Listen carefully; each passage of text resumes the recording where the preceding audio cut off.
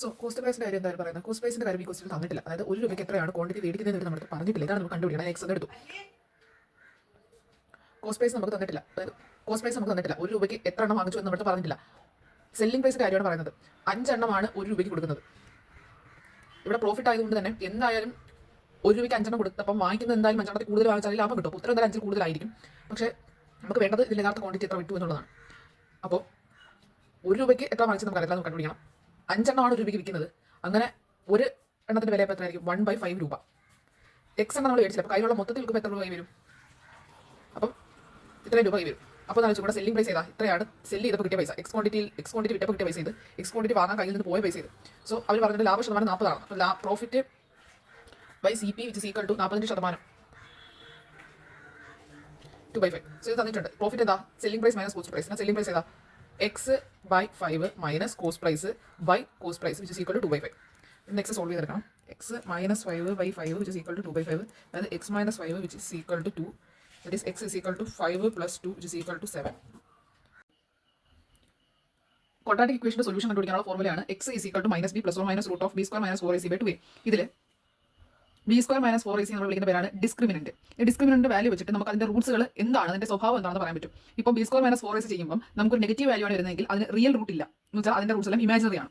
ഇനി പോസിറ്റീവ് ആണ് വരുന്നതെങ്കിൽ നമുക്കറിയാം ഏതാണ് ക്വാഡ്രാറ്റിക് ഇക്വേഷന്റെ ഹയസ്റ്റ് പവർ നോക്കുക, ഓർഡർ അത് നോക്കുക. അത് വെച്ച് നോക്കുമ്പോൾ 2 ആയതുകൊണ്ട് റിയൽ സൊല്യൂഷൻസ് ഉണ്ട്, 2 സൊല്യൂഷൻ കാണും. ഇനി 0 ആണ് വരുന്നതെങ്കിൽ അതിന് ഒരു റിയൽ സൊല്യൂഷനേ ഉള്ളൂ. ഇത് മൂന്നും പറയാൻ നമ്മളെ സഹായിക്കുന്നത് ഈ ഡിസ്ക്രിമിനന്റ് എന്ന് പറയുന്ന വാല്യൂ ആണ്. ഡൈ, കപ്പ്, ബോക്സ്, ആസ് ഇതാണ് തന്നിരിക്കുന്നത്. പിന്നെ അതിൽ വവൽസിനെ ആദ്യം നോക്കണം. Vowels is change to the letter immediately following it in the English alphabetical order. So അത് AIOU. എ ഉണ്ട്. ഫസ്റ്റ് ക്ലാസ്സിൽ നമുക്ക് AE ഉണ്ട്, I ഉണ്ട്, O ഇല്ല, U ഇല്ല. A ഇല്ല, EIOU.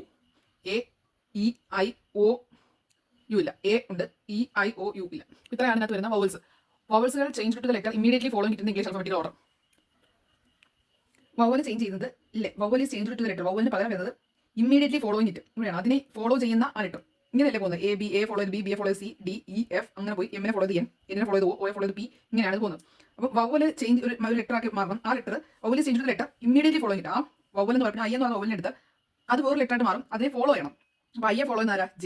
സോ അതുകൊണ്ട് തന്നെ J. ഇനി E അതുപോലെ പറയുകയാണെങ്കിൽ E എന്ന് പറയുന്നത് E ഫോളോ ചെയ്ത് നടക്കുന്നത് F ആണ്. So F. അതിനകത്ത് U എന്ന് പറയുന്നതിനെ ഫോളോ ചെയ്ത് വരുന്നതെന്ന് പറയുന്നത് V ആണ്. കാരണം യുവിന്റെ പുറകെയാണ് V. ഇനി O എന്ന് പറയുന്നത് നിരന്ന് നിൽക്കുകയാണ്. ഓയുടെ തൊട്ട് ബാക്കിലായിട്ട് വരുന്ന ആൾ ആരാ? P. അതിനകത്ത് A ഇങ്ങനെ നിൽക്കുകയാണ്. ഇവിടെ തൊട്ട് പുറകെയാണ് B. സോ B അതായത് വവൽസ് മാറി വവൽസിനെ ഫോളോ ചെയ്യുന്ന ആൾ ആ ലെറ്റർ വരും. അപ്പം I ഫോളോ ചെയ്ത് വരുന്നത് J ആയതുകൊണ്ട് J വന്നു. E ഫോളോ ചെയ്ത് വരുന്ന F ആയതുകൊണ്ട് F വന്നു. U ഫോളോ ചെയ്ത് വരുന്നത് V ആണ്. പിന്നെ O ഫോളോ ചെയ്ത് വരുന്നത് P ആണ്. അങ്ങനെ ഫോളോ ചെയ്ത് എഴുതി. ഇനി കൺസോണൻസുകൾ എന്തായിട്ട് മാറും? കൺസോണൻസുകൾ മാറുന്നത് immediately preceding in the English alphabet. Immediately preceding. കൺസോണന്റുകൾക്ക് പകരം വരുന്നത് അതിനെ പ്രിസീഡ് ചെയ്ത് വരുന്ന എലമെന്റ് ആണ്. അപ്പോൾ ഡിയെ പ്രിസീഡ് ചെയ്ത് ഡിയുടെ മുന്നിൽ നിൽക്കുന്ന ആരാണ്? ഡിയെ പ്രിസീഡ് ചെയ്ത് നിൽക്കുന്ന C ആണ്. So C. ഇനി സിയെ പ്രിസീഡ് ചെയ്ത് നിൽക്കുന്ന ആരാണ്? B ആണ്. പിയെ പ്രിസീഡ് ചെയ്ത് നിൽക്കുന്നത് O ആണ്. ബിയെ പ്രിസീഡ് ചെയ്ത് A ആണ്. കാരണം ബിയുടെ പ്രിസീഡ് ചെയ്ത് നിൽക്കുന്ന A ആണ്. എക്സിനെ പ്രിസീഡ് ചെയ്ത് നിൽക്കുന്നത് W ആണ്. പ്രിസീഡ് ചെയ്യുന്നത് പ്രിസീഡ് ചെയ്യുന്നത് R. എസിന്റെ മുന്നിൽ നിൽക്കുന്ന R. കെയുടെ മുന്നിൽ വരുന്നത് J. സോ അപ്പോൾ ലെറ്റർ ക്ലസ്റ്റർ എങ്ങനെ വരും? CGF, BVO, APW, BRJ. ഇതിനകത്ത് O എന്ന് പറയുന്ന ഓവലുണ്ട്, ഇതിനകത്ത് A എന്ന് പറയുന്ന ഓവലുണ്ട്. സോ ഓവലില്ലാത്ത 2 ലെറ്റർ ക്ലസ്റ്ററേ ഉള്ളൂ. 2. 12 പേര് ഇത്ര അവേഴ്സ് വർക്ക് ചെയ്യുന്നുണ്ട്. 18 ദിവസം വർക്ക് ഇത്രയാണ്. സിമിലർലി അതുകൊണ്ട് 24 പേര് എത്ര ഡേയ്സ് വർക്ക് ചെയ്യണം? 24 പേര് എത്ര അവേഴ്സ് വർക്ക് ചെയ്യണം? 36 ദിവസം കൊണ്ട് ഇത്രയും വർക്ക് തീർക്കും. ഈ വർക്കിനെ 2/3 കൊണ്ട് മൾട്ടിപ്ലൈ ചെയ്യുന്നതാണ് ഇത്. അതായത് ഈ വർക്കും ഈക്വൽ ആവണമെങ്കിൽ ഇവിടെ ഒരു 2/3 കൊണ്ട് മൾട്ടിപ്ലൈ ചെയ്യണം. സോ ഇവിടുത്തെ വർക്ക്, ഇവിടെ ചെയ്യുന്ന വർക്ക് അതെന്താ? മാൻ്റെ എണ്ണം, വർക്ക് ചെയ്യുന്ന ദിവസം ഇൻറ്റു അവേഴ്സ്, ഇത്രയും ചെയ്യും ഇവിടുത്തെ വർക്ക് കിട്ടും. പക്ഷേ ഇവിടുത്തെ വർക്ക് ഈക്വൽ അല്ല. ഈക്വൽ ആവണമെങ്കിൽ 2/3 കൊണ്ട് മൾട്ടിപ്ലൈ ചെയ്താൽ അത് ഇവിടുത്തെ വർക്കിന് ഈക്വൽ ആയിരിക്കും. സോൾവ് ചെയ്യാം. 8 ദിവസം കൊണ്ട് വർക്ക് തീർക്കും. അപ്പോൾ നമുക്ക് ഇതിനകത്ത് മെനി ഡെഫിഷ്യൻസി തന്നിട്ടില്ല. ലെറ്റ്സ് അസ്യൂം ചെയ്യാം. നമുക്കൊന്ന് മെനി ഡെഫിഷ്യൻസി നമ്മൾ 100 യൂണിറ്റ് ആയിട്ട് എടുക്കുകയാണ്. സോ അപ്പോൾ വർക്ക് എത്ര വരും? വർക്ക് എന്ന് പറയുന്നത് ഈ ഒരു കൂട്ടത്തിൻ്റെ deficiency into 8 which is equal to ഞാൻ ഇവിടെ ചോദിച്ചിരിക്കുന്നത് നമുക്ക് 3 ദിവസം ഇവർ വർക്ക് ചെയ്തു. ഇവരുടെ ഡെഫിഷ്യൻസി എത്ര? ഈ ഒരു 12 മെൻസ് വർക്ക് ചെയ്തത് 12 ഇൻറ്റു 100 യൂണിറ്റ്. എന്നിട്ട് അപ്പോൾ അവരുടെ കൂടെ ആരും കൂടെ വന്നു, 3 പേരും കൂടെ വന്നു. അപ്പോൾ 3 പേരും കൂടെ 15 പേരുണ്ട്. ഒരാളുടെ ഡെഫിഷ്യൻസി 100 ആയതുകൊണ്ട് തന്നെ 15 ഇത്ര അപ്പം നിലവിലുള്ള ഡെഫിഷ്യൻസി ഇത്രയാണ്. അവർ X-3 ദിവസം വർക്ക് ചെയ്തു.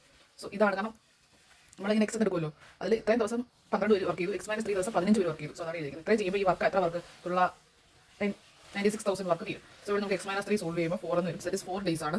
വേണ്ടി വന്നു. സോ നമ്മൾ ശ്രദ്ധിക്കേണ്ട നമുക്ക് ഡെഫിഷ്യൻസി ഒന്നും തന്നിട്ടില്ല. സസ്റ്റ്യൂമേ വാല്യൂ, കാരണം യൂണിറ്റ് അതുകൊണ്ട് യൂണിറ്റുകൾ കട്ടായി പോകും. 6 മെന്നിൻ്റെയും 8 ബോയ്സിൻ്റെയും കൂടെ ടൈം 10 തന്നിട്ടുണ്ട്. അതേ കണക്ക് തന്നെ 26 മിന്നും 48 ബോയ്സും കൂടെ ചെയ്യുന്ന 2 തന്നിട്ടുണ്ട്. 15 മിന്നും 20 ബോയ്സും കൂടെ എത്ര ദിവസം ചെയ്യുമെന്നാണ് നമ്മുടെ ചോദ്യം. ഓക്കെ, അപ്പോൾ ഇതിന് വേണ്ടി നമ്മൾ എന്ത് ചെയ്യുന്നു? ഒരു ദിവസം ഈ കൂട്ടം നിന്നാൽ എത്ര ആയിരിക്കും ഡെഫിഷ്യൻസി? ഒരു മെൻ ഡെഫിഷ്യൻസി ഞാൻ എം എന്നും ഒരു ബോയ് ഡെഫിഷ്യൻസി ബി എന്നും എടുത്താൽ ഒരു ദിവസം അവർ നിന്നാൽ ഇത്രയും വർക്ക് തീരും. അങ്ങനെ 10 ദിവസം കൊണ്ടാണ് അവർ വർക്ക് തീർക്കുന്നത്. സോ ഇത്രയുമാണ് ആ work efficiency into time work. So it is equal to same ആയിട്ട് തന്നെ ഈ ഒരു കൂട്ടം ഇത്ര എഫിഷ്യൻസി ഉള്ളവർ എഫിഷ്യൻസി 2 ദിവസം നിൽക്കുന്നതിന് തുല്യമാണ്. സോ ഇത് സോൾവ് ചെയ്തെടുക്കുമ്പോൾ ME/BE which is equal to 8/4 which is equal to 2/1 എന്ന് വരും.